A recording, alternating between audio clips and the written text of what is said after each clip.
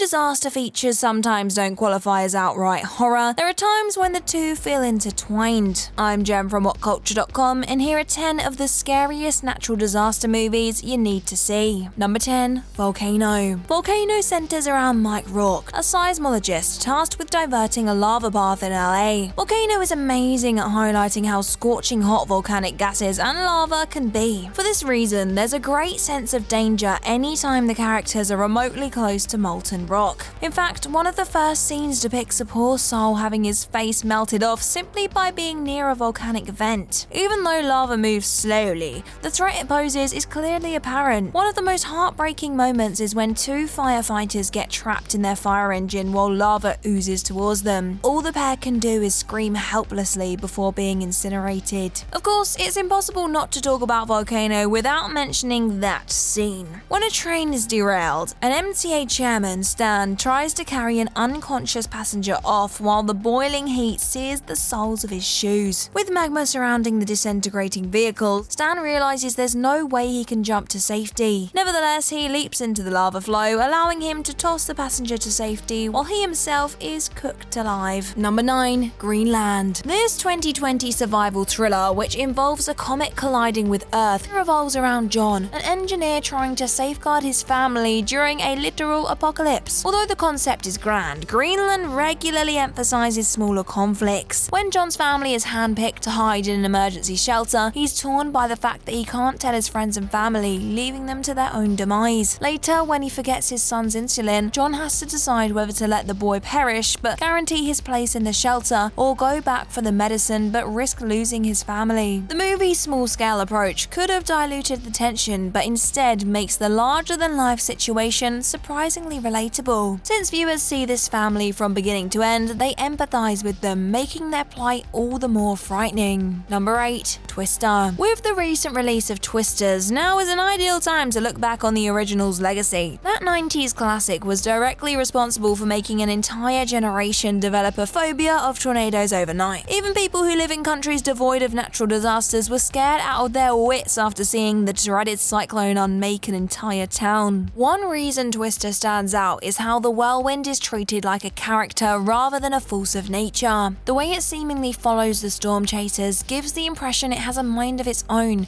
and is voluntarily pursuing its prey. This way, the hero's relationship with the destructive storm does not just come across as scary, but personal. And how the tornado growls as it eviscerates everything in its path makes Twister feel more like a creature feature than a disaster flick. Also, every character credibly sells how chaotic this threat is. And considering the storm chasers refer to the F5 as an unsurvivable finger of God, you know it's time to run when the storm starts brewing in the distance. Number 7. Earthquake. Earthquake has all the iconic shots moviegoers have come to expect, including falling buildings, collapsing bridges, and houses cracking in half. But what really sells these moments is not the destruction itself, but the stunt team. Rather than relying on dummies, the studio hired over 100 stunt performers to make the scenes of people falling to their doom look more authentic. Despite being released in the 70s, many of the special effects stand the test of time. The shots of the skyscrapers crumbling look so realistic, it's hard to believe it was performed without CGI. Also, Earthquake makes everything look like a death trap. Whether the characters are out in the open, in their house, or hiding underground, they always seem moments away from being crushed, electrocuted, or swallowed up by the earth itself. Number 6. Dante's Peak. 1997 was a funny year for disaster enthusiasts, as two volcano movies, this one and Volcano, were released mere months apart. The film kicks off with a woman fatally struck by a lava bomb, which is a real thing, you know. Shortly after, two skinny dippers dive into a hot spring, unaware the nearby volcano has converted the water to acid. Although there's only a brief shot of their scalded bodies, it's pure nightmare fuel. However, it's the motorboat sequence that sticks in everybody's mind, where, to escape the volcanic activity, the ensemble is compelled to sail through the lake. When they spot hundreds of dead fish across the surface, the group realize the waters have been contaminated by volcanic sulfur. So, to keep their minds off the fact the acid is eating away at their vessel, they start singing "Row, row, row your boat," which somehow makes the situation even more uncomfortable. Hoping to edge the boat closer to the shore, the elder of the group, Grandma Ruth, leaps into the acidic water, scalding herself to death. Don't get me wrong, this movie is not a masterpiece, but it's impressive how this volcano flick devised so many horrifying scenes that don't directly involve the volcano.